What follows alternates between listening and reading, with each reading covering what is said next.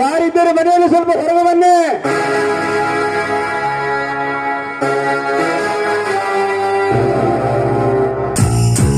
ಯಾರು? ಓಹೋ, ನೀನಾ? ಅಲ್ಲ, ನಮ್ಮ ಮನೆಗೆ ಯಾರು ಅತಿಥಿಗಳು ಬಂದಿದ್ದಾರೆ ಅಂತ ನಾನು ತಿಳಿದಿದ್ದೆ. ನನಗೆ ಬೆನ್ನು ಹತ್ತಿದ ಬೇತಾಳ ಬಂದಿದ್ದಾನೆ ಅಂತ ನಾನು ತಿಳಿದಿರ್ಲಿಲ್ಲ. ಏನು ಮಗುನಲ್ಲಿ ಬೆನ್ನು ಹತ್ತಿದ್ದು ಸಾಕು ಅಂತ ಇಲ್ಲಿವರೆಗೂ ಬಂದಿದ್ಯಲ್ಲ? ಏ ಮಾತೇಶ, ಮತ್ತೊಬ್ಬರ ಮನೆಗೆ ಬರಲ್ಲ ನಾಚ್ಕೋಬೇಕು ನಿನ್ನ ಗಂಡಸಿನ ಜನ್ಮಕ್ಕೆ. ಮಾತಾಡು ಮಾತೇಶ, ನಾನ್ ನಿನ್ನನ್ನೇ ಕೇಳ್ತದೀನಿ, ನನ್ನ ಮನೆಗೆ ಯಾಕೆ ಬಂದೆ ಅಂತ.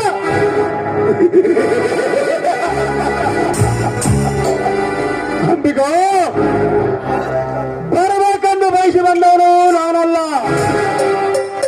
ಬೇಕಾದವರು ಮನೆಗೆ ಬಂದಿದ್ದೇನೆ. ಕೇಳ್ತಾ ಇದ್ದೀರ ನೀವು ಯಾರ ಮನೆಗೆ ಬಂದಿದೆ ಅಂತ? ಬೇರೆಯವರ ಮನೆಗೆ ತಪ್ಪು ಹೇಳಿದ್ರು ನಾನೇ ಲಜ್ಜೆಗೆಟ್ಟ ಪುರುಷನಲ್ಲ. ಅಂಬಿಕಾ, ನೀನು ನನ್ನನ್ನು ಸರಿಯಾಗಿ ಅರ್ಥ ಮಾಡಿಕೊಂಡಿಲ್ಲಂತೆ ಕಾಣುತ್ತೇವೆ. ಯಾಕಂದರೆ ನಾನು ನಿನ್ನ ಮನೆಗೆ ಬರುವ ಮುನ್ನವೇ ನೀನು ಬಾಗಿಲಲ್ಲೇ ಸ್ವಾಗತಕ್ಕೋಸ್ಕರ ಹೊರಗೆ ಬರಬೇಕಾಗಿತ್ತು. ಅಂಬಿಕಾ, ನೀನು ನನ್ನನ್ನು ಅರ್ಥ ಮಾಡಿಕೊಂಡಿಲ್ಲಂದರೆ ಅದು ನಿನ್ನ ದುರ್ದೈವ. ಅಂಬಿಕಾ, ನೀನು ಜನರಂಜನೆಯಲ್ಲೇ ಮನೆಯಲ್ಲಿ ಕೆಲಸ ಮಾಡುತ್ತಿರುವ ರುದ್ರಪ್ಪನ ಮಗಳು ಅಂಬಿಕಾ ಅಲ್ಲವೇ? ಅದೆಲ್ಲ ನಿನಗೇನಾಗಬೇಕಾಗಿದೆ? ನೀನ್ ಯಾಕೆ ಬಂದೆ ಅಷ್ಟು ಹೇಳು. ಬರಬೇಕೆಂದು ಬಯಸಿ ಬಂದವನು ನಾನಲ್ಲ. ನಿಮ್ಮ ಮನೆಗೆ ಬರುವ ಸಮಯ ತಂದು ಒಡ್ಡಿ ಕೊಟ್ಟಿದ ನಿನ್ನ ತಂದೆ ರುದ್ರೇಶ. ಅಂದ್ರೆ ನಾನು ಯಾರು ಗೊತ್ತಾ? ಈ ಧರ್ಮಪುರದ ದೊರೆ ಆಗಿರುವ ರಾಜರ ಏಕೈಕ ಪುತ್ರ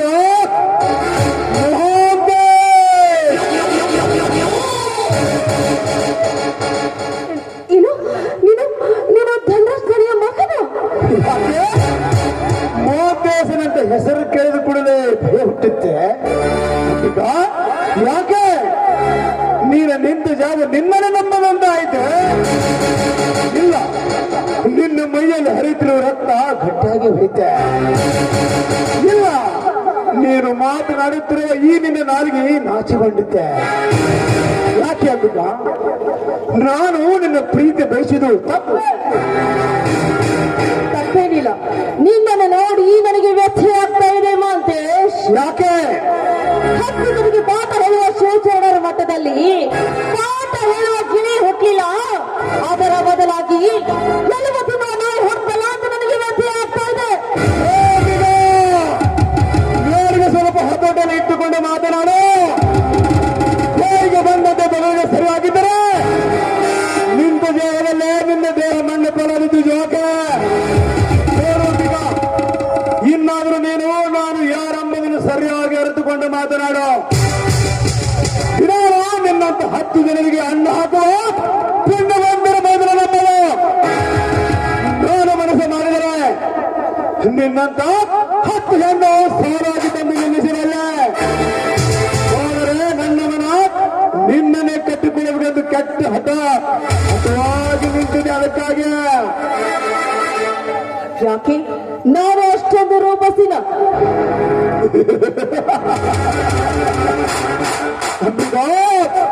तेरे हुस्न का दीवाना हर कोई होगा. तेरे हुस्न का दीवाना हर कोई होगा, लेकिन मेरा वैसा आशिक इस दुनिया में और कोई नहीं होगा. ನಿನ್ನ ರೂಪ ಮತ್ತು ನಿನ್ನ ಲಾವಣ್ಯ ನನ್ನನ್ನು ಮೂರ್ಖನನ್ನಾಗಿ ಮಾಡಿದೆ. ಅಂಬಿಕಾ, ನಿನ್ನ ಯೌವನದ ಹೊಳೆಯಲ್ಲಿ ಅಂಬಿಗಾರನ ಈಜಬೇಕೆಂದು ಹಂಬಲ ನನ್ನ ಆಗಿದೆ. ನಿನ್ನ ಪ್ರೀತಿಯು ನನ್ನ ಅರಮನೆಯಲ್ಲಿ ಕಿಚ್ಚಾಗಿ ಕಾಡು ಹತ್ತಿದೆ. ನೋಡು ಅಂಬಿಕಾ, ನಾನು ನನ್ನ ಮನಸ್ಸಿಗೆ ಎಷ್ಟು ಎಚ್ಚರಿಕೆ ಹೇಳಿದರು ಹೇಳಿದಷ್ಟು ಹೆಚ್ಚಾಗುತ್ತದೆ ನಿನ್ನ ಯೌವನದ ಹಂತ ಚಂದವನ್ನ. ಅಂಬಿಕಾ, ಇಲ್ಲಿವರೆಗೆ ನಾನು ನೀನು ಆಕಾಶದಲ್ಲಿ ಹಾರಾಡುವ ಹಕ್ಕಿ ಅಂತ ತಿಳಿದುಕೊಂಡಿದ್ದೆ. ಹಕ್ಕಿನ ನಾನು ದಕ್ಕಲಾರದಂತ ತಿಳಿದುಕೊಂಡಿದ್ದೆ. ಆದರೆ ಆ ದಕ್ಕಲಾರದ ಹಕ್ಕಿಯ ಕೂಡ ನನ್ನ ಪಕ್ಕದಲ್ಲಿದೆ ಅಂತ ನಾನು ತಿಳಿದಿರಲಿಲ್ಲ. ಈಗ ನೋಡು ಅಂಬಿಕಾ, ನೀನು ನನ್ನ ಅಂಗಳದಲ್ಲಿಂದ ಹೊರಗಿಡೆ ನೀನು ಸುಮ್ಮನೆ ನಾನು ಹೇಳಿದಂತೆ ಕೇಳಿ ನಿನ್ನ ಮೈಯ ನನಗೆ ಒಪ್ಪಿಸಿದರೆ ಸರಿ, ಇಲ್ಲದಿದ್ದರೆ ರಣಹದ್ದನಾಗಿ ನಿನ್ನ ದೇಹವನ್ನು ಕುಕ್ಕಿ ತಿನ್ನಬೇಕಾಗುತ್ತದೆ.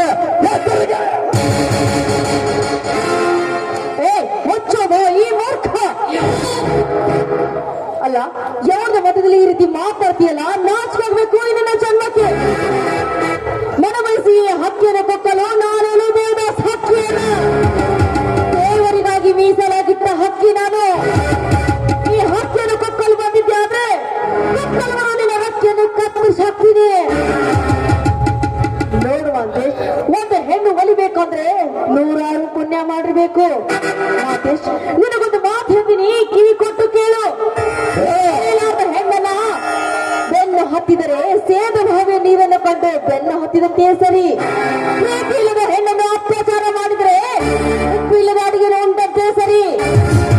ಮನಸ್ಸಿಲ್ಲದ ಹೆಣ್ಣನ್ನ ಮದುವೆ ಆದ್ರೆ ಕಥಾದಲ್ಲಿ ಗಂಡನಲ್ಲಿ ಚೆಲ್ಲದಂತೆ ಸರಿ. ಎಲ್ಲ ತಿಳ್ಕೊಂಡು ಮಾನವನಂತೆ ಬಾಳು. ಇಲ್ಲವಾದ್ರೆ ನಿನ್ನ ದಾರಿಯ ನೀನು ನೋಡಿಕೊಂಡ್ರೆ ನಿನ್ನ ಕೊಲೆ ನನ್ನ ಕೈಲಾದಿದ ಕುಲಘಾತಕ. ಹೋಗಿ ಬಂದಂತ ಮಗನ ನನ್ನ ಪಿತ್ತನತ್ತಿಗೆ ಏರಿಸಿದ.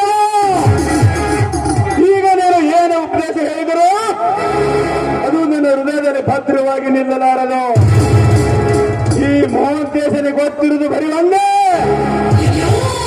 ಮೊದಲು ಬರಲಾರದ ಹೆಣ್ಣನು ಬೆನ್ನಿನಿಂದ ಹತ್ತುಕೋದಂದರೆ ಓಡುವ ಜಿಂಕೆಯನ್ನು ಭೇಟಿ ಮಾಡಿದಷ್ಟು ಸಂತೋಷ ನನ್ನ ಪಾಲಿಗೆ. ಪ್ರೀತಿ ಇಲ್ಲದ ಹೆಣ್ಣನ್ನು ಭೋಗಿಸಿದಂದರೆ ಅಮೃತವಾಣಿ ಉಂಡಂತೆ ಸರಿ ನನ್ನ ಪಾಲಿಗೆ. ಮನಸ್ಸು ಇಲ್ಲದ ಹೆಣ್ಣನ್ನು ಮದುವೆ ಆಗುವುದೆಂದರೆ ಹಠ ಮಾಡುವ ಕುದುರೆಯನ್ನು ರಥಕ್ಕೆ ಕಟ್ಟಿ ಆ ಕುದುರೆಯನ್ನು ಹೊಡೆದು ಓಡಿಸುವಷ್ಟು ಸಂತೋಷ ನನ್ನ ಪಾಲಿಗೆ. ಮಾತು ಬೆಳೆದರೆ ವೀರತ್ವ ಬೆಳೆಯುತ್ತದೆ, ವೀರತ್ವ ಬೆಳೆದರೆ ವಿರಸೆ ಹುಟ್ಟುತ್ತದೆ, ವಿರಸೆ ಹುಟ್ಟಿದರೆ ಸರ್ವನಾಶವಾಗುತ್ತದೆ. ಅದಕ್ಕೆ ಸರ್ವನಾಶವಾದರೆ ಯಾರಿಗೂ ಉಪಯೋಗ ಆಗಲಾರದು. ಈಗ ನಾನು ನೀನು ಸರಸವಾಡುವ ಸಮಯ ಅಂತ ನಿನಗೆ ಎಚ್ಚರಿಕೆ ಪಟ್ಟು ಹೇಳ್ತಾ ಇದ್ದೇನೆ. ಹೌದಾ? ಹೌದು ಮಾಂತೇಶ್, ಮಿಸ್ಟರ್ ಮಾಂತೇಶ್, ನೋಡಿ ನಿಮಗೊಂದು ಮಾತು ಕೇಳ್ತೀನಿ, ಅದಕ್ಕೆ ಸರಿಯಾಗಿ ಉತ್ತರ ಕೊಡ್ತೀರಾ? ಕೇಳ, ಒಂದೇ 100 ಪ್ರಶ್ನೆ ಕೇಳು, ಉತ್ತರ ಕೊಡ್ತೀನಿ. ಕೇಳು ಯಾವ ನಿನ್ನ ಮಾತು.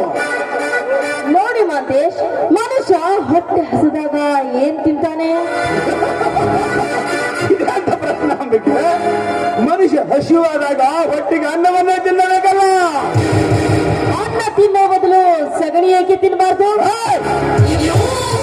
ಮನುಷ್ಯ ಎಂದಿಗೂ ಸಗಣಿ ತಿನ್ನುವುದರ ಹೊಟ್ಟಿಗೆ ಅನ್ನವನ್ನೇ ತಿನ್ನಬೇಕು. ಸಾಕು ನೀನು ಸಾಯಿನ ಮಾತನ್ನ. ಆದ್ರೆ ಈಗ ನಿನ್ನ ತಿನ್ನಲು ಬಂದಿದ್ದು ಅನ್ನ ಅಲ್ಲ, ಸಗಣಿನೇ. ಹಸಿದ ಹೊಟ್ಟಿಗೆ ಅನ್ನ ಬೇಕು, ಹೆಣ್ಣಿಗೊಂದು ಗಂಟು ಬೇಕು ಅಂತ ಹುಟ್ಟಿಸಿದ ಬ್ರಹ್ಮ ಹೆಂಡತಿ ಎಂಬ ಹೆಣ್ಣನ್ನ ಸೃಷ್ಟಿ ಮಾಡಿದ್ದಾನೆ. ಆದ್ರೆ ನೀನು ಹೊರ ಹೆಣ್ಣಿನ ಮೇಲೆ ಕಣ್ಣು ಹಾಕ್ತಾ ಇದೆಯಾ ಅಂದ್ಮೇಲೆ ಸಗಣಿ ತಿನ್ನನ್ನೇ ಸರಿ ಮಾತೇಶ್. ಸಾಕು ನೆನೆಸಿ ನಿನ್ನ ವೇದಾಂತವನ್ನು. ಈ ನಿನ್ನ ವೇದಾಂತ ಕಾಲು ನಾನು ಇಲ್ಲಿ ಬಂದಿಲ್ಲ. ವೇದಾಂಬಿಕಾ, ನಾನು ಎರಡು ನಿರ್ಧಾರ ಮಾಡಿದ್ದೇನೆ. ಅದರಲ್ಲಿ ಒಂದು ನೀನು ಒಪ್ಪಲೇಬೇಕು. ಏನಾಗ್ಬೇಕು? ಯೌವನ ತುಂಬಿಕೊಂಡು ಈ ದೇವ ನನಗೆ ಅರ್ಪಿಸಬೇಕು. ಒಂದು ಇಲ್ಲ, ಈ ನನ್ನ ಗುಂಡಿಗೆ ನಿನ್ನ ಪ್ರಾಣ ಪಕ್ಷಿ ಹಾರಬೇಕು. ಒಂದು ಅಂಬಿಕಾ, ಯಾರ ದೈವದಲ್ಲಿ ದುರಂತ ಅವರಿಸಿದೆ ಎಂದು ಅಂಬಿಕಾ, ಇನ್ನು ನಿನಗೆ ಹೆಚ್ಚಿಗೆ ಸಮಯ ಕೊಡಲಾರೆ. ಬೇಗನೆ ಏನು ಹೇಗೆ ನಿರ್ಧಾರವನ್ನು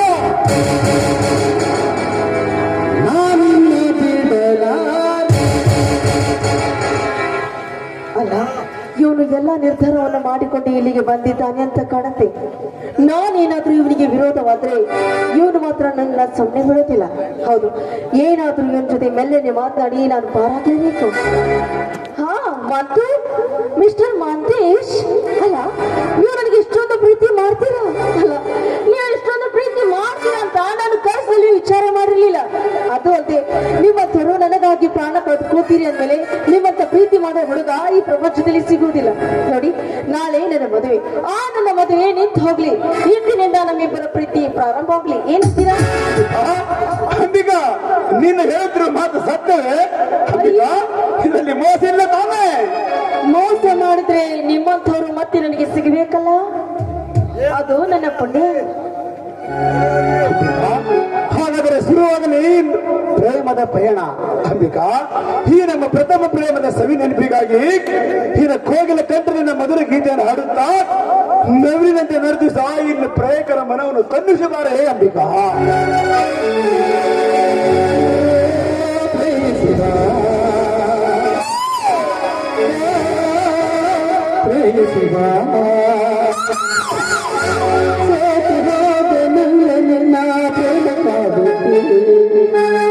ಜೋಡಿಯಾಗಿ ಹಾಡಬಂದೆ ಪ್ರೀತಿ ರಾಗಕ್ಕೆ.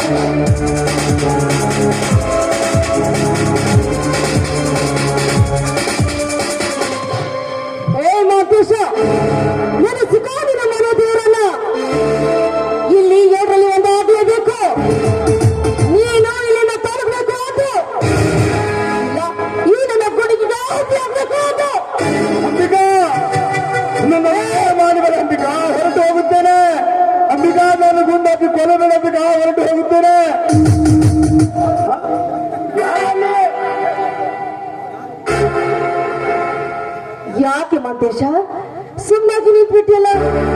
ಮಾತಾಡೋ ಮಾಂತೇಶ, ಮಾತಾಡೋ. ಯಾಕೆ ನಾಲಿಗೆ ನಾಚಿಕೆಗೊಂಡಿತ? ಇಲ್ಲ ಏನಿನ ರಕ್ತ ಹೆಪ್ಪುಗಟ್ಟಿತ? ಇಲ್ಲ ಏನಿನ ಭಯನ ಕೊಟ್ಟು ಆಯ್ತ? ಮಾತಾಡಬೇಕು, ಮಾತಾಡೋ. ಅಂಬಿಕಾ, ನನ್ನನ್ನು ಕ್ಷಮಿಸು. ಇಂದಿನಿಂದ ನಾನು ನಿನ್ನ ಗೂಡಿಗೆ ಬರುವುದಿಲ್ಲ. ಹೋಗುತ್ತೇನೆ, ಹೊರಟು ಹೋಗುತ್ತೇನೆ. ಯಾರೋ ಅಲ್ಲ,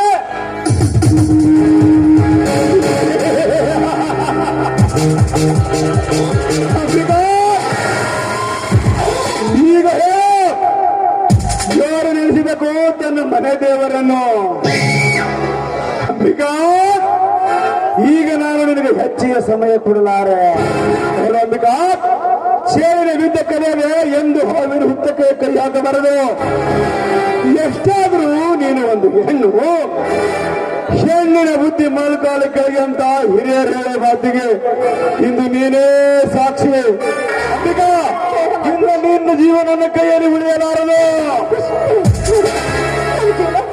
ಬೇಡ, ನಾಳೆ ನಾಳೆ ನಡೆಯುವ ನನ್ನ ಮದುವೆಯಲ್ಲಿ ಈ ರೀತಿ ಕಳಂಕ ತರಬೇಡ. ನಿನ್ನ ಕೈ ಮುಗಿದು ತಗೋತಾ ಇದ್ದೀನಿ ಮಾಂತೇಶ್. ನನ್ನ ಬೇಡ ಮಾಂತೇಶ್, ಬಿಡಬೇಕೆ?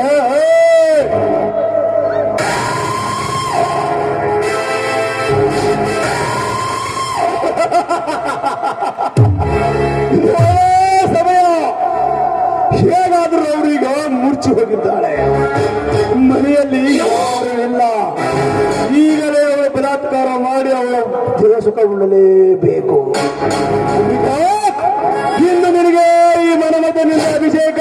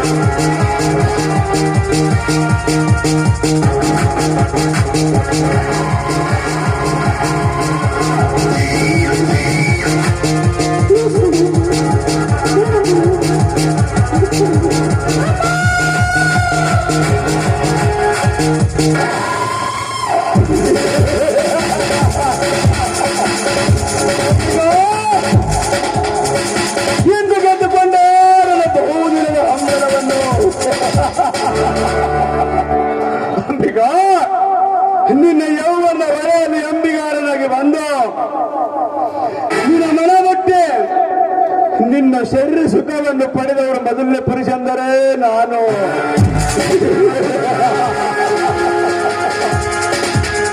ಇಂದು ನಿನ್ನ ಮೈ ಸುಖವನ್ನವನು ನಾನು. ಹೋದರೆ ಮದುವೆ ನಡೆಯಲೇ ಅರವಿಂದನ ಜೊತೆಗೆ.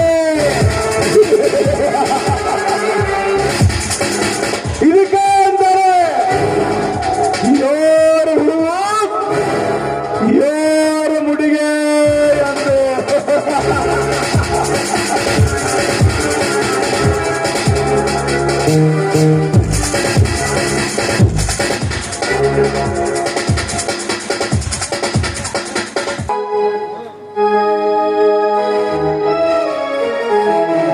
ಮನದಲ್ಲಿ ಆಸೆಯ ಬೇರೆ, ಬದುಕಲ್ಲಿ ನಡುವಿದ ಬೇರೆ. ಇದರ ಸಂತೆಯಲ್ಲಿ ಆಗುವುದಾಗಬೇಕು, ಇದರ ಸಂತೆಯಲ್ಲಿ ಆಗುವುದಾಗಬೇಕು. ಮನದಲ್ಲಿ ಜೊತೆಯಲ್ಲಿ ನಡೆಯುತ್ತದೆ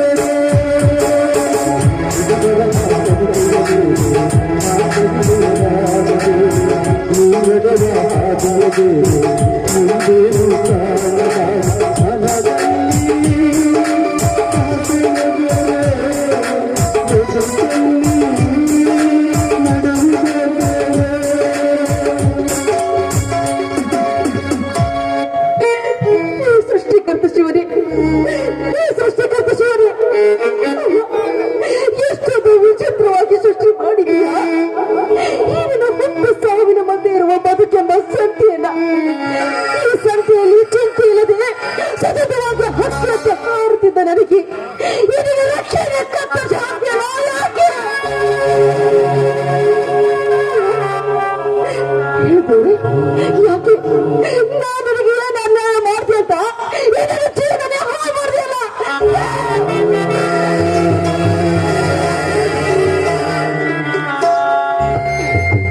ಚಿಕ್ಕ ವಯಸ್ಸಿನಲ್ಲಿ ನನ್ನ ಹೆತ್ತ ತಾಯಿಯನ್ನ ಕಿತ್ತುಕೊಂಡೆ ನೀನು. ಆದ್ರೂ ನೀನು ಬರುತ್ತದೆ ಹಗಲು ರಾತ್ರಿ ಅನ್ನದೆ ನನ್ನನ್ನು ಜೋಪಾನ ಮಾಡಿದ್ರು.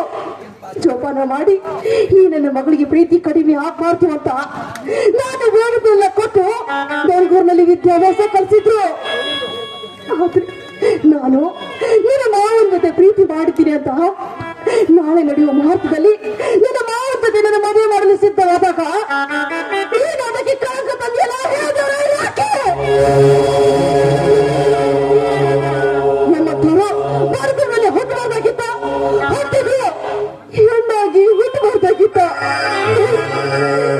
ಅಂದ್ರೆ ಈ ಸಮಾಜದಲ್ಲಿ, ಈ ಜಗತ್ತಿನಲ್ಲಿ ನಾನು ಸಂತೋಷವಾಗಿರಬಾರ್ದು ಅನ್ನೋ ಆಸೆ ನಿನ್ನಲ್ಲಿ ಇದ್ದಿದೆ. ಆದ್ರೆ ನನ್ನನ್ನು ಯಾಕೆ ಈ ಭೂಮಿಗೆ ಜಾರಿಸಿದೆ? ನನ್ನ ಅರವಿಂದನಿಗೆ ಈ ವಿಷಯ ಗೊತ್ತಾಯ್ತು ಅಂದ್ರೆ ಅವರು ಬೇಜಾರು ಮಾಡ್ಕೋತಾರೆ. ನಾಳೆ ನಡೆಯುವ ಮುಹೂರ್ತದಲ್ಲಿ ನಾನು ಅರವಿಂದನ ಜೊತೆ ಮದುವೆ ಆಗ್ಬೇಕಾ? ಇಲ್ಲ, ನಾನು ಬದುಕಿರ್ಬಾರ್ದು, ನಾನು ಬದುಕಿರ್ಬಾರ್ದು.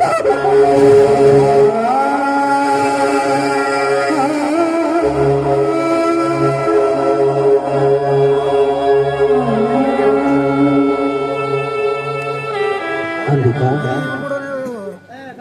ಸ್ವರ್ಗ ಸಿರಿ ಸಂಪತ್ತು ಇವೆಲ್ಲ ನನಗೆ ಬೇಡ. ನಿನ್ನ ಪವಿತ್ರ ಪ್ರೇಮ ಬೇಕು. ಶ್ರೀಮಂತಿಕೆ, ಶೀಲ, ಸ್ವರ್ಗದ ಸಮನಾದ ನಿನ್ನ ಸೌಂದರ್ಯ, ಶ್ರೀಗಂಧದಷ್ಟು ಪರಿಶುದ್ಧವಾದ ನಿನ್ನ ಗುಣ, ಇದರ ಮುಂದೆ ನನ್ನ ಕಣ್ಣಲ್ಲಿ ಸ್ವರ್ಗ ನಿಜಕ್ಕೂ ಕೀಳಾಗಿ ಕಾಣುವುದು. ಅಂಬಿಕಾ,